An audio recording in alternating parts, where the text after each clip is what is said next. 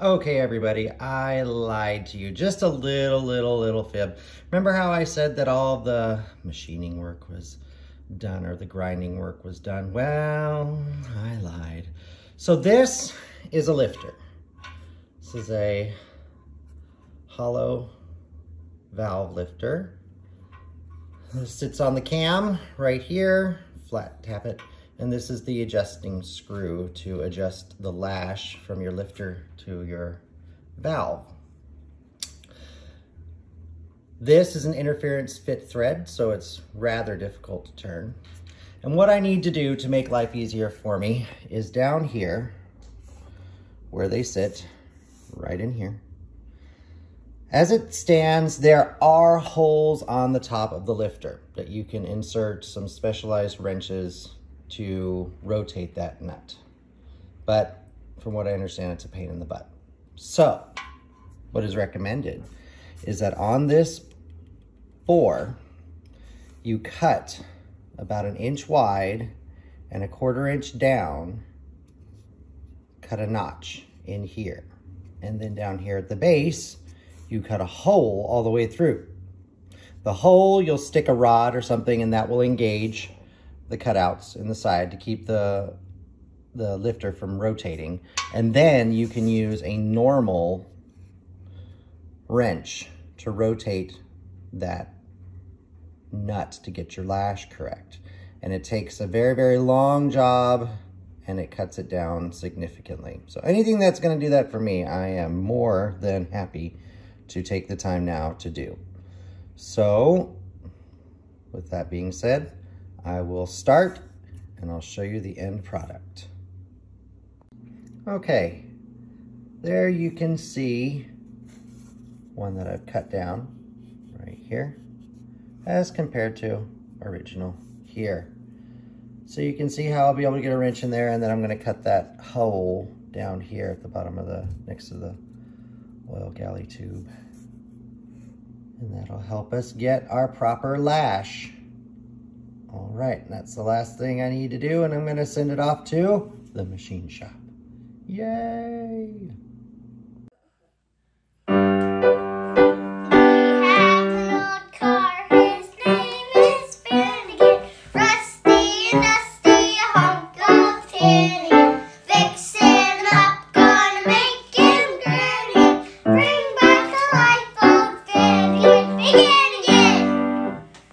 Welcome back to Finnegan Begin Again. Today is the day we start to clean the engine. We've got our acetone, we stole our wife's nail polish remover.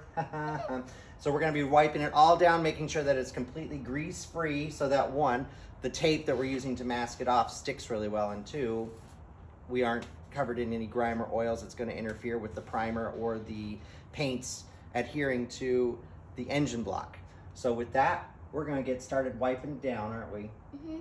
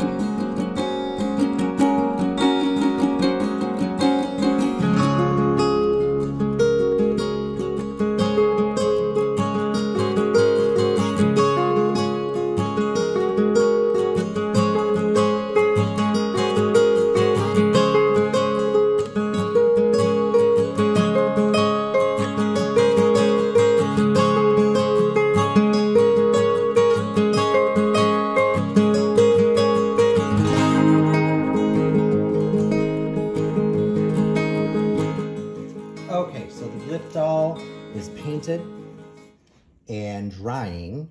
And while that's drying, I'm gonna do some preliminary masking of the rest of the block in preparation for priming. So that's done by basically taking your gaskets to all the surfaces, mating them down, and then just cutting around it with a X-Acto knife, razor blade, whatever you've got that's sharp, and it's going to cut that tape. Now, some people I've heard like to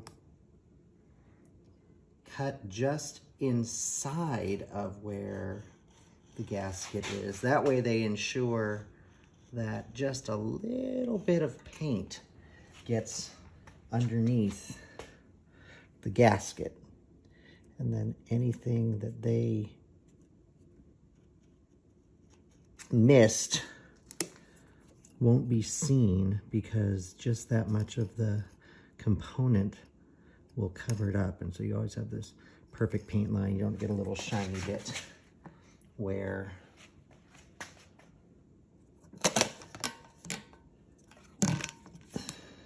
the mask didn't get covered. I'll take it off, and well, should be able to get this side off. There we go.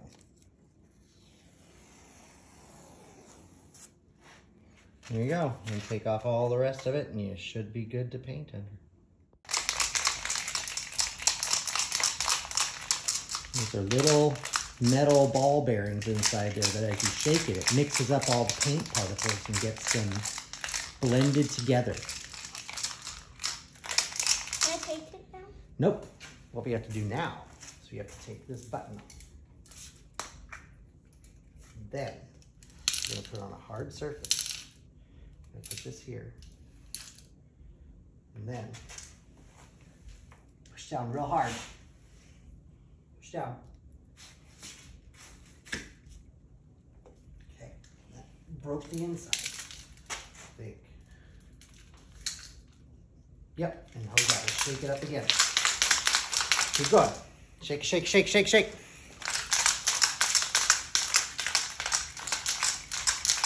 Do that for about 2 minutes.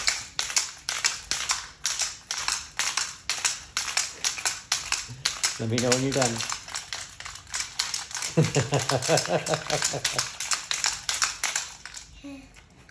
Ready to go?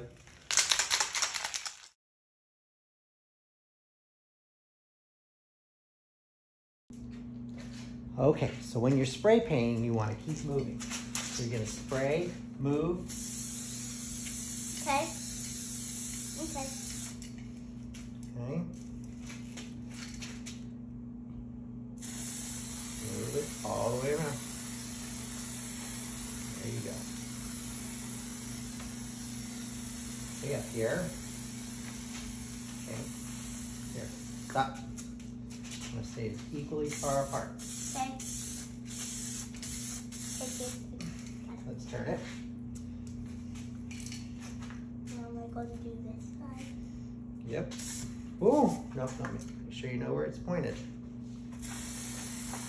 You don't have to spray the tape, spray the metal. So we have Get down here where you can reach. Okay, don't hold in one spot. See, that's where you're getting the runs. So you want to keep moving it.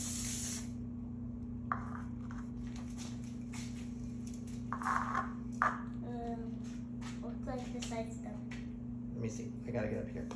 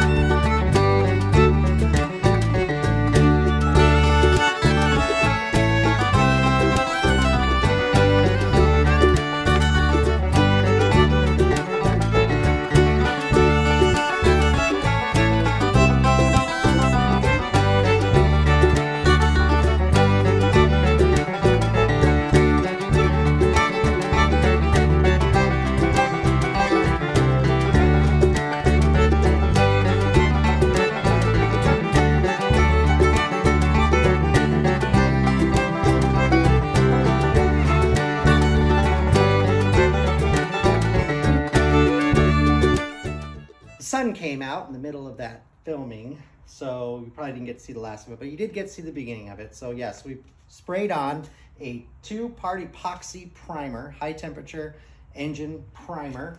So that's gonna be a good base for all of this to start seal up that iron. And then we're going to put on our top coat of antique forest green, which is the color that this would have been originally from the factory. Like I said on a previous episode, I think sometime in the 50s, early 60s, Ford switched to blue, but back here in 1939, it was Ford green, which is great because it's gonna go with the green car. Even though sometimes I think if you opened it up and saw a different color, it might be more interesting, but whatever, we're going into restoration in that aspect. So we have the green, we're going to use the green. So once this dries, we've done the block, we've done the oil pan, and down here we've got the water pumps and the cam cover, and I'll show you those. So down here we got the left and right oil water pumps, which are a new type. It's the same design as the old one, but the impeller is more helical, so it moves more water more efficiently. And also the bearings are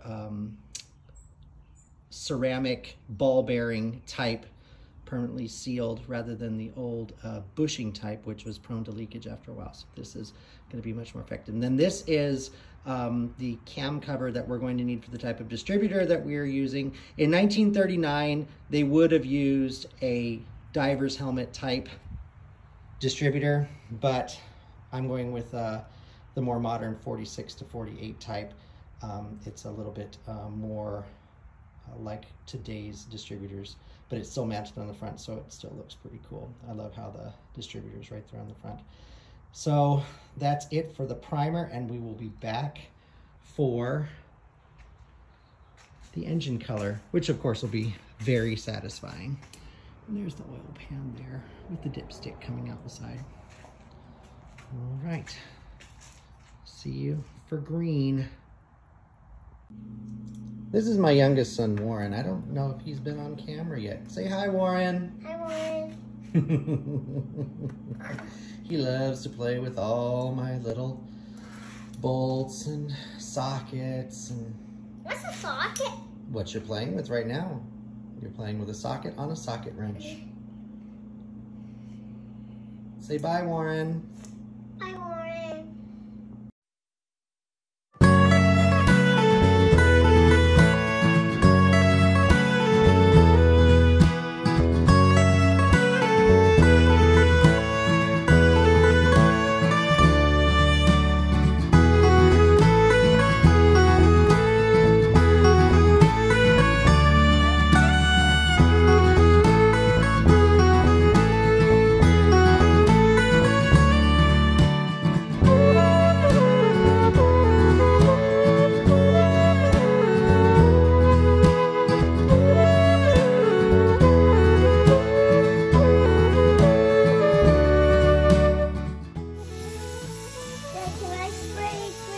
You want to try?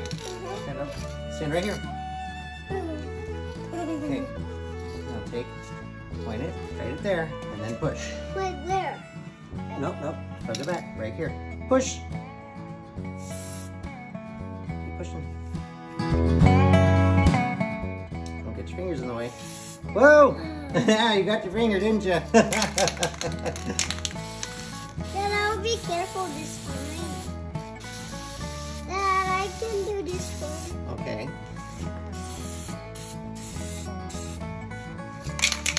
So I'm gonna do it by myself. Do you?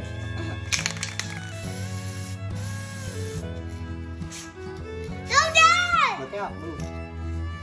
Get up and move. I don't want to spray you.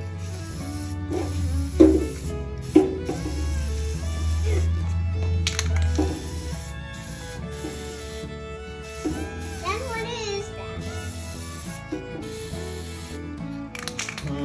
What is that? This is the color. No, Dad, I was gonna do it. Oh, okay. You can try.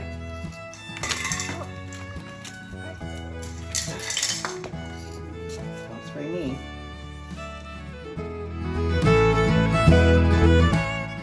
Further away. There you go. Push. There you go. Keep pushing. Keep pushing. It's hard, isn't it? Keep your fingers out of the way.